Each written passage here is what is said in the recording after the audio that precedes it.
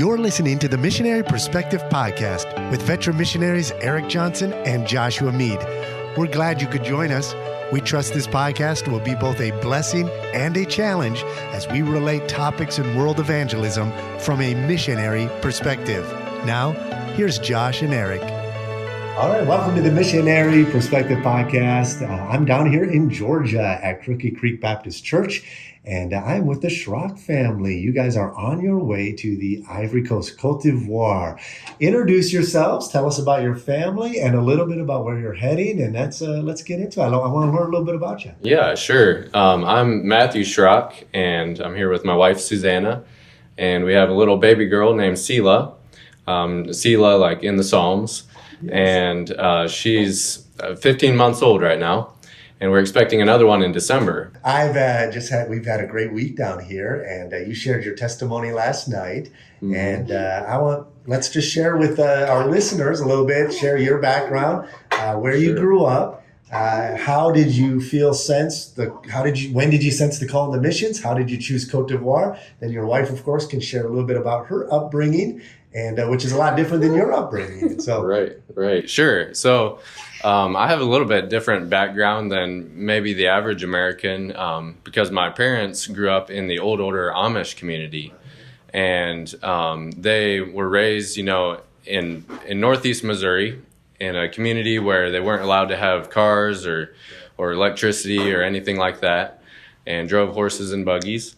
And they came to a saving knowledge of Jesus Christ because of one of their van drivers started witnessing to them. And that started them asking questions and eventually led them to get saved, accept Christ as their Savior. And they started having Bible studies with several other families around that time. And they had a tape recorder, a cassette tape player, and they would put tapes in there and listen to preachers. And they weren't allowed to do that in the Amish community, so eventually they got caught.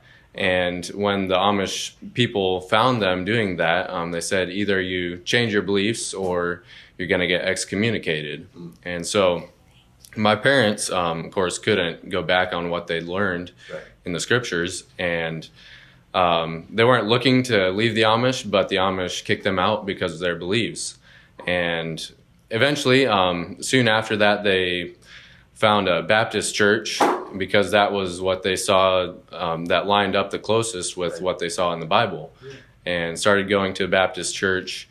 And anyway, I came along a few years after that. I didn't have to go through that whole ordeal, but I came along after that and grew up hearing the gospel from a very young age, as you can imagine, because my parents gave up a lot to follow Christ. That was a big deal in our home. Certainly. So heard the gospel, got saved when I was 4 years old, almost 5, accepted Christ as my Savior, and then grew up in going to the First Baptist Church of Wayland, Missouri, under Pastor Dan Dietrich. Okay.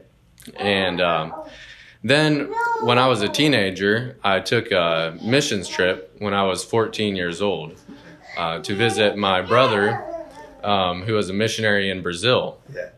And that was when God really started working in my heart about missions and just clarified to me that he wanted to use me in missions.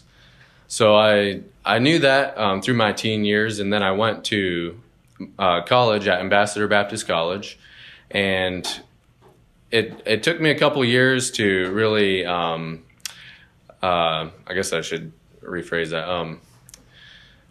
When I was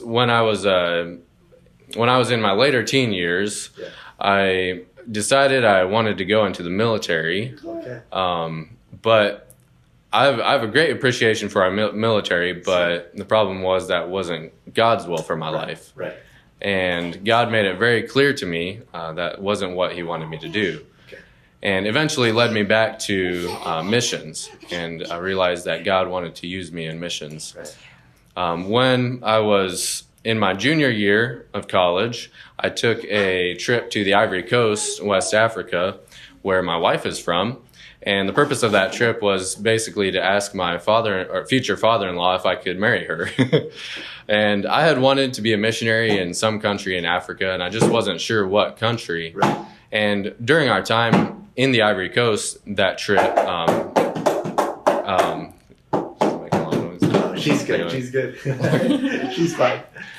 During our time in the Ivory Coast on that trip, God made it clear to me that he wanted me to go to the Ivory Coast. Okay. And that was where he wanted me. So I surrendered to do that. We were married in 2021. Okay. And in 2022, we took a trip to the Ivory Coast with Baptist World Missions Mappers Program, and just spent a year there working with Susanna's parents and learned some valuable things. Just was a great time of growth for us spiritually, and just learned the language, learned how to speak French, learned a lot of things there. And God taught us a lot. And we got back from the States in May of 2023, and we just started deputation this summer. So that's kind of an overview of my testimony and my background. Certainly. So you mentioned, now I'm assuming you met your wife in Bible college.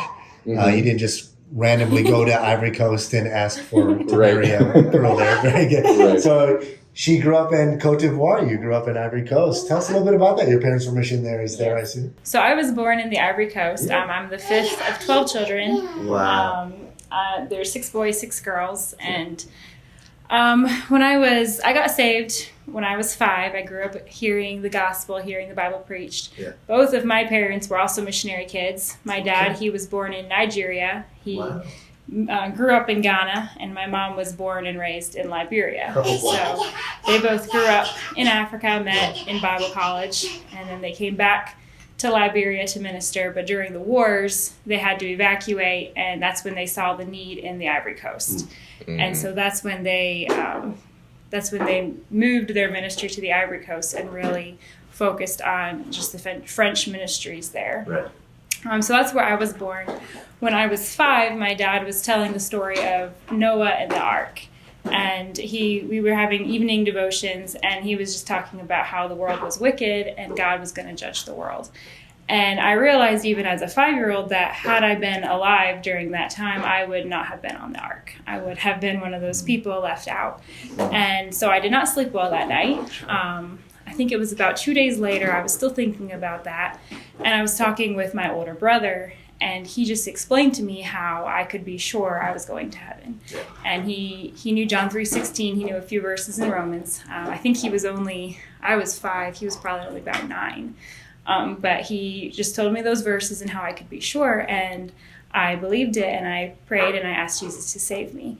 And I've not really had any doubt since. It's just been neat how God has answered questions even before I've asked them. Sometimes I would be thinking over, repentance or a term or something, and it seems like God would just send a message that would deal with that issue that I was thinking about. And so it was just neat to see how God was still working on me, and it just confirmed to me, God has a purpose for my life. So I always grew up wanting to be in ministry. Okay. My parents always made it out to be the most amazing life. And so it was always a privilege to be on the mission field. And so we were just so happy to be on the mission field. And we felt a bit sorry for all the American kids who couldn't grow up in Africa. That's awesome. So we just loved being on the mission field. And it wasn't always easy. Sometimes it's hard to make friends when you're not fluent, you're a little kid and you're not fluent in French, or you're not comfortable speaking with kids who maybe don't, like some of the kids don't speak French very well because they grew up speaking their tribal dialect. Right. And so it wasn't always easy making friends, but we loved it. And so I came to the States when I was an older teenager, and that was a bit of an adjustment. I did not enjoy coming to the States for college at all. But I knew that was the next step that God had for me. Right. And so my goal was to get an education and get back into ministry as quickly as I could. People would tease me about getting my MRS degree, and that would irritate me so bad. So I was like, no, that's not why I'm coming to the States. But when I was in college, I met Matthew, and my older sister would tease me about him, and I was like, no, we're just friends. And at that time we were. But God was Bible working. college, you're not just friends. You can't just be friends with Right. the opposite gender. Well, God was working. Awesome. And so from our friendship, it grew from there. And so we got married, and he at first didn't want to go to Ivory Coast because that's where I was from. Okay. So I Yeah. was willing to go other places. I was like, if God called me somewhere else, I would be okay with that, but it makes sense to go to the Ivory Coast because that's where I'm from. And he didn't want people saying he was following his wife. Yeah, I didn't want it to look like, I was just following my wife That to makes Africa, sense. So I struggled with that too. Yeah. For So time. I told him, I was like, well, if I'm willing to go other places, you have to be willing to go there. No, Right. really, yes. Yeah. Of course, and I would imagine that. As you were sharing your testimony, I try to process things and think about different, contingent. What do people think? And that's one thing that did cross my mind. I wonder if people perceive that, and for you, knowing you're pursuing God's will, how did you balance that? Of I know I want to follow God's will, but people may perceive it as what it looks like. I'm just going where my wife's family is and following where my wife is. How did you deal with that? Well, I just had to realize that part of surrender is being able to go somewhere regardless of what people think of it, and regardless of if they think you're taking the easy route even, it's just something that I had to realize it really doesn't matter in the long run. If God wants to use us there, he will, and that's the end, So it was a matter of surrender, really. I love what you said about growing up in Africa. You felt bad for American kids who didn't grow up there. What was, when you first came back to the States, can you remember as a child, what were some things that stood out that were just different? And for example, even my son recently, who's 6, we came back, and this is probably the trip that he would remember the most. And just, it's funny watching him, what amazes him. Drinking fountains. He's like, what? And they're always asking, can we drink this water? Can we drink this water? Drink this water? So things like that, which as a first generation missionary, I don't understand some of that, what you're facing. I'm sure you're going to go into missions not knowing what you're facing, and you have the advantage of growing up there. But can you share a little bit of that experience for our listeners? Because a lot of our listeners are members of churches. And what's some of that experience like for coming back to the States and just kind of trying to get oriented? And then as you share some of that experience when you were younger and then even college, were there things that maybe those at Bible college or even members of churches, are there things they can do to help missionary kids adjust and to get used to life in the States? So coming back to the States, we always were fascinated with escalators and moving floors. Those were always the huge things because we didn't have those there. Right. So we were always loving to ride them. And of course, the airport personnel were not too thrilled to have 12 kids trying to ride that escalator. But also just the stores here, there's a lot more available. Right. You go to the cereal aisle at Walmart, and there's just so many cereal options. Where we were, there might be 3 or 4 cereal options, and they're expensive. So we got cereal for Christmas. That was a Christmas present. We would all get our box of cereal. Awesome. Here, though, people, I think they take it for granted, just the options and how cheap the options are. So that was just something that we always looked forward to coming to America, as we got cereal. we got options. I forget all of your questions you asked, because you asked several. Yeah, just some of that experience, and you're sharing that with just, as a kid. And even you mentioned, going to Bible college. And what do you think that attachment, obviously you grew up in Africa, right? And so a lot of missionary kids I meet, they long for that, but there is that difficulty of transitioning. And there's even some missionary kids who end up staying in the culture they didn't grow up in. They'll stay in the States, and it is a struggle. Right. Are there things that maybe members of churches you attend or friends that, maybe you're going to Bible college and you have a friend who's a missionary kid? What's some things maybe we could consciously do to help MKs that are back in the So States? something that was hard for me was I'm white, but I don't think like an American. Right. And so when we were in the States, it seemed like everyone expected us to have the same value system, to think like an American. Right. And we didn't. You Yeah. know, we love fruit, we love being outside, we love warm weather, Right. we love humidity, and, you know, there's just different things that your value system is different. Right. And so people in the States, they expect you to act like, you know, a normal American teenager or whatever. And it's like, you know, so for Christmas, for example, you know, my aunts and uncles or grandmas, they'd buy you certain toys that were popular during that time, but we had no interest in them. You know, we would rather have art stuff or craft stuff. We didn't care for, you know, the Polly Pockets or whatever it was they were buying. Yeah. And so sometimes it felt hard because your family or your people who should know you, they don't really know you. Right. They assume they know you based on, you know, what, you know, who your age bracket or something like that. And so that could always be a struggle, just people not taking the time to know you, and they just assume they know you based on your culture or what, you know, their culture, really, not your culture. Right. So we always really loved it when our cousins would come visit us in Africa, because they would see, you know, this is who we are. Yes. And so it really helped relationships when our cousins would come visit, and then when we were back in the States, we had a whole lot more in common, just because they understood us and we understood them. Oh, very good. And it was just a lot different. Something you said about coming back to the States, we always loved rest areas. Really? Because when we travel in Africa, there are no rest areas. That's true. So you stop and it's the bush. You know, it's the left side of the road or the right side of the road. And you want the bush that's dense. So you wait till you find like dense bush with maybe a little path, and that's where you stop. Yeah. So when we first came back, we would stop at a rest area, and the younger kids in the family would get out and they'd look around and they'd say, "But where are the trees?" It's like, no, you don't need the trees. There's a bathroom. Yeah. When we first came back, my oldest, he was about 4, and we were at a big church, about 1,000-member church, and fortunately the pastor's wife is family in our, you know, distant family. And she looked out the window, and in the middle of the parking lot, she said, "Is that your son?" And we looked outside, and there was a little drainage ditch in the middle of the parking lot, and he was using that as his potty. And we ran out there, and we thought we had prepared our kids now. But we came back, and even just with our youngest son, who's older than he was at that time, we're out at a park in Canada. And I turn around, he's behind the biggest tree, and there he is, using the tree. And so I go, we forgot to prep him. And so, just things you don't think of that, oh man, we got to prep our kids for that. Yeah. And so, that's great. So tell us a little bit about, I'd like to hear about the needs in Ivory Coast. I've been to Ivory Coast once.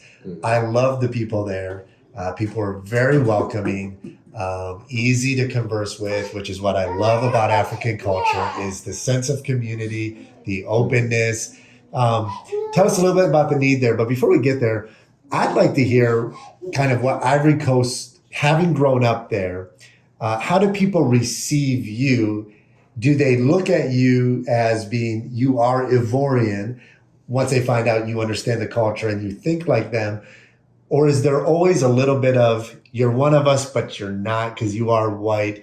To what extent is that? And is that ever a struggle with, this is my home, but there's still even a barrier of, I'm still a white person in a Ivorian country? Well, it kind of depends. Like whenever we go back, or I go back, just on breaks in college or whatever, I was always quick to speak French, to the people at security, and they're like, "Oh, you speak French and you have an Ivorian accent." And so I'd be like, "Yeah, I was born in," I'm quick to tell them I was born in San Pedro or whatever. And they're like, "Oh, I've been to San Pedro or whatever." And you just start talking about familiar things. And so usually they're very receptive, and they're like, "Oh, like you're Ivorian." And I was like, "Yeah, like I grew up here." But there are those people, like, usually it's when it comes to, like, if you're trying to tell them something, like, I've seen this in the church. Sometimes you tell somebody something like, okay, this is wrong. And they're like, oh, no, but that's how we do it chez nous, at our place here, this is how we do it. And that's just, how you do it. And it's like, no, this is a Bible issue. So sometimes it's usually when it's a Bible issue or a sin issue that they try to split hairs and be like, no, that's just you and this is me. Right. But otherwise, they're very friendly and they're all excited that you were born there and raised there, and they like it that we're from there, that I'm from there. Well, tell us a little bit about the needs there for church planting. Is what is the situation in Ivory Coast, and is it stable? And then do you have open opportunities to share the gospel, and how are people receptive? Right now, the Ivory Coast is really open to missionaries coming in. Particularly Americans. They love Americans coming in there. And it's very open to missionaries. The people themselves are open to hearing the gospel. And we hope it'll stay that way. We don't know, but we hope it'll stay that way. We pray it will. There are the main religions that you have in the Ivory Coast is animism, which is, spirit worship, worshiping ancestors. Then that's a traditional religion. And then you have Islam, a lot of Muslims there.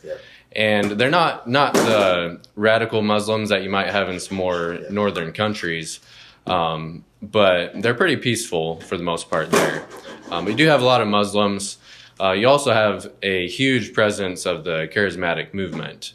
And that encompasses Pentecostals, all sorts of other little name denominations, We've dealt with a little bit of y'all's charismatic up in Senegal, some. There's been a few traveling through, Right. Yeah. So, usually like on a Sunday morning, you can hear, you got the CMA doing their casting out demons. You've got the Pentecostals over here, the Foursquare Church over here doing their thing. And you can hear them going on. And it's not like, sometimes in the States you have charismatic churches that are pretty wacky on their doctrine, but they might have salvation straight. Sure. What we've seen in the Ivory Coast is that most of the time they're not even preaching salvation. It's a work salvation. And it blends in so well with their animistic culture. It just goes hand in hand with their traditions, because what the charismatic churches are saying is all those rituals, those tribal dances, and all of those things, it's okay. You can bring it into church now. And just clean it up a little bit. It's okay now. Put biblical terminology on it. Right. Yeah. So that's a big problem. So many of the Ivorians are drawn to that. I think for that reason, just because it goes so well with their culture. So right now, there used to be a lot of independent Baptist missionaries in the Ivory Coast about, 20, 25 years ago. But there were a couple of civil wars that put some of them in danger. And most of those missionaries either went to neighboring countries or came back to the States. And just nobody really went back to the Ivory Coast. So right now, there are only a handful of independent Baptist missionaries in the country, and we're seeing that number grow, and that's encouraging. So we're excited about what God's going to do there. Another thing too, with them being so open to missionaries, is they're open to any missionaries. Right. So we have Jehovah's Witness, we have Mormons, we have all these different people coming in, and they're giving their false doctrines, and the people are just as receptive. And just the way and there's a large Catholic influence as well. And with the Catholics, they have always just added Catholicism to all the native religions. And so the people have kind of had it. They kind of have a history of all the missionaries that come. We can just add. So when you bring the gospel, they think, oh, we're just going to add it. And so you have to teach them, no, like you can't add this to your beliefs. You have to choose one or the other. And so that is really hard. They're very receptive and open, but they have a very hard time turning their back on their past religions. Getting them to see that it's only Jesus. It's only the Bible. You don't have a need for all of your spells and your curses and your casting out. All your rituals. So we worked with a guy from Nigeria who he ended up coming to Senegal out of a word of faith. He was saved out of a Muslim background. First church, before he even met a Christian, had a Bible, got saved after reading the Bible. First church he engaged with was a word of faith, extreme charismatic church. moved to Senegal and didn't have any theological training. And the first church that he joined was a Jehovah's Witness. And I asked him once he came to our church, and we worked with him for several years, and he was very sincere, and that he was very open. That's why he was able to become biblical in his thinking. But I asked, when I found out, how long were you with the Jehovah's Witness? He said, oh, yeah, they almost made me an elder. And I'm like, wait a second, how long were you there? Because he understood now they don't believe in the same Jesus. He said, I was with them 7 years. Whoa. And I said, how could you go 7 years when they teach a wrong Jesus? Like, they're wrong on Jesus. And his statement was very revealing about the way a lot of Africans think about Christianity.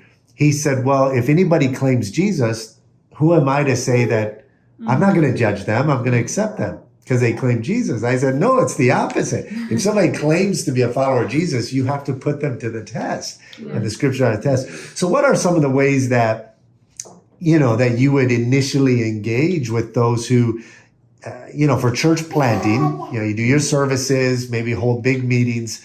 But how do you engage somebody and develop and cultivate to where you can bring them to see that need? Because that would be a big struggle in certain countries like Côte d'Ivoire. Is it a process of time? Do you find, or is it, how do you initially engage those who think they're Christian, but they're not? Right.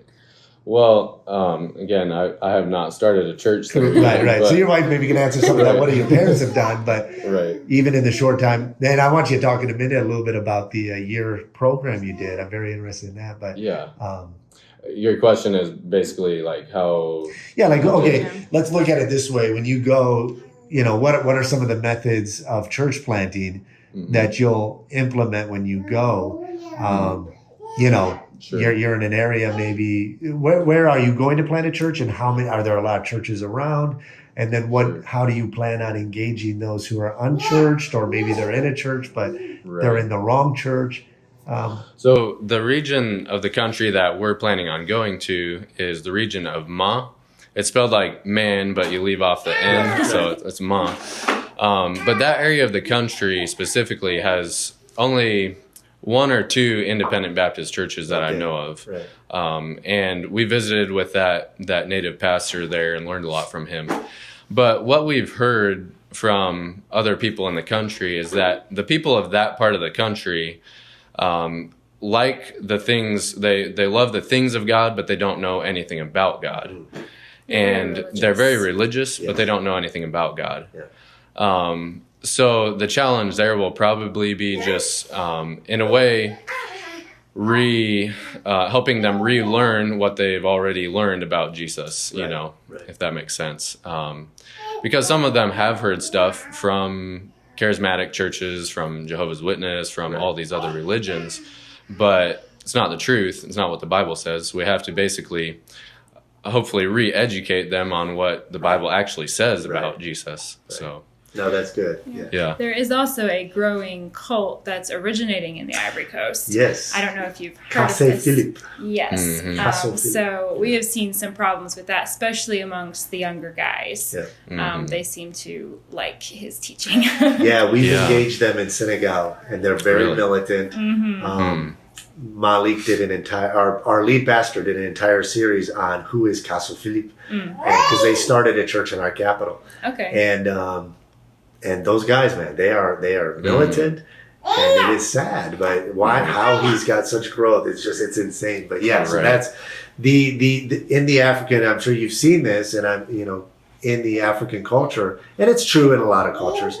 But a lot of stock is put into the personality, and they're drawn to the personality, into the person, right. And even myself, I'm very careful with how charismatic I am in the way I preach and try. You can easily attach people to yourself as you're their way to get to God, right? And so that's a hard balance to find. Right. It's a very authority-based culture. Right. So if you are a person in authority, if you are a leader, if you are, in some high position, your word automatically has clout, regardless of any truth that may be attached to it. Yeah, and we saw that manifested in some ways. Like while we were there, we'd see, this guy someone in the church would say, well, this prophet came to my gate and he told me I needed to do this. Yep. And you say, and you listen to him, like, who was this guy? You know, Yeah. who was this guy? Where'd he come from? Yeah. And they say, well, I don't know. He's a prophet. And because he was a self-proclaimed prophet, Yep. they thought he had authority. And because it's an authority structure culture, they followed it. And that's a problem, getting people to realize, you know, just because some guy said to do this doesn't mean you should disobey the Bible. You know? Yeah, no, that's true. So definitely challenges that are there. But Yeah. I think part of why the Lord calls white people, Americans, to go to a place like West Africa is that, is it the same in Ivory Coast? I see it some in Senegal. Now, there's a lot of animosity against the French right now, politically. Okay, we're not going to get into that. Right. I have my opinions on that, but there seems to be in some African cultures and countries, automatically you're viewed as having a position of authority. Kind of, you're educated, and so there's a respect level that's already there. Is that kind of similar in Ivory Coast? Very much so, yeah. Yeah, they, like you said, the education level, that if you came from the United States, they automatically assume that you're well educated, Right. and you know how everything's done, you know. And sometimes it's a good thing. Sometimes it's not always a good thing, Certainly. but sometimes it can be a big asset, you know, when you're trying to share the gospel and things. Very good. Yeah. So you spent a year, and we're actually working on structuring a year internship program with our mission, with BIMI, part of our Sahara Initiative project. We want to get more missionaries in Northern Africa. And I think there's a lot of benefits to it. Share a little bit about your year that you were there. And then as we close up, I want you to share how, if any pastors are listening, how they can get in touch with you if they would like to have you in and present, because I think there's a lot of advantages, not only to marrying somebody who grew up on the field. I met, you know how many pastors I've met who they're usually concerned about the wife. Is the wife going to make it? And a lot of times when men leave the field, sometimes blame is usually put on the wife. Now, I don't blame, to me, I blame the man. Somewhere there was a failure in the man, in his leadership, and the wife just manifested. So that's a whole nother podcast we did. But my point is, I think there's a lot of advantages to you having spent a year before you raise full support. So speak a little bit to that. Yeah, it was, you know, a little bit different than a lot of missionaries do, spending this year in the country before we started deputation. But God just opened the doors for us to do this, and we're really glad that we did. We were, we were working with Susanna's parents for this year, and we were working in the town of San Pedro, and we were able to be involved in their church plant in the town there, as well as another church plant about 30 minutes away in a village. And it was really learned a lot of things just being involved in those ministries. And, you know, survey trips are amazing. Survey trips are great. Missions trips, you know, you go for a couple weeks, that's great. But you just don't get to see the things that you do if you spend prolonged period of time there, like a year. And there were things that I had to adjust to. Susanna, of course, growing up there, was used to a lot of the things. And that actually helped me to get used to some of the things because she was already used to them. But a lot of cultural things that maybe I hadn't thought of before, you know, adjusting to things like food. And while we were there, I had 2 language tutors that helped me learn French, which is the national language there. They have about 60 different tribal languages, but most people speak French. So I was working really hard on learning French, and God helped me to do that. By the time we left, I was pretty fluent in French. Could understand most, you know, if someone spoke clearly, I could understand what they're saying, and I could communicate pretty much anything I needed to. But that was a huge benefit of learning, of spending time in the country, was I was able to learn it there and was forced to use it. Because, you know, anytime you go out to get food or anything, you have to speak it. It's kind of sink or swim, you know. So it was challenging. I think it was about 3 or 4 months into our time there, I got a bit discouraged because I was struggling to learn the language, and it just really, I couldn't do much if I couldn't speak French. Right. We were also on low sleep because we had a newborn. Right, we had Certainly. Oh, yeah, so you're dealing Right. with that too. Yeah, I realized it. Yeah, Sela was born at home in the Ivory Coast. About a month and a half after we got there. Wow. Okay. Right. Right. Susanna's mom is a midwife, and she delivered Wow. Sela there. Yeah. And so yeah, we had a newborn. Wow. Cuts down on your sleep schedule and stuff. Certainly. But that went well. And as I started picking up the French, I really enjoyed practicing and just it was really exciting. And then further along in our time there, I got opportunities to preach a lot in French and just a ton of great practice. Also, just enjoyed learning from the locals. I could go talk with these guys in the village and just ask them, how's this part of your life, or how does this work in ministry in the Ivory Coast, or what would be the response to this? And so it was just a lot of experience that we were able to gain there. Yeah. We also took I mentioned earlier, we are looking at going to the region of Ma. Right. We took a survey trip up there, actually made 2 trips up there, and that was really helpful in determining where we were going to go when we go back into the country. So we learned a lot, and I would definitely recommend spending a long period of time in the country before you go there. Certainly. If you can. Certainly. So yeah. Well, excellent.